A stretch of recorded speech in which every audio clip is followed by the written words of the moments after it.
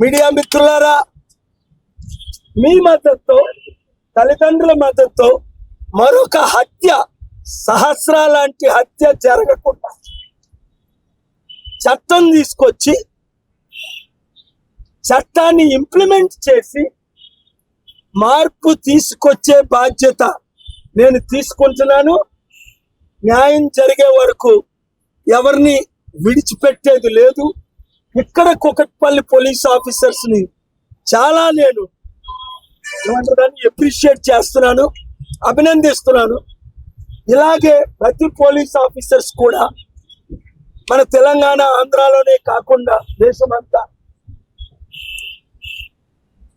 చక్కని ఇన్వెస్టిగేషన్ చేసి క్రిమినల్ పట్టుకొని, లేదంటే క్రైమ్ సీన్స్ ఎక్కువైపోతున్నాయి, క్రిమినల్ మూవీస్ ఎక్కువైపోతున్నాయి, క్రిమినల్ సీన్స్ ఎక్కువైపోతున్నాయి, ఆత్మహత్యలు ఎక్కువైపోతున్నాయి, నరహత్యలు ఎక్కువైపోతున్నాయి, మానభంగాలు ఎక్కువైపోతున్నాయి. పాపం ఆకాశాన్ని అంటుకుంది.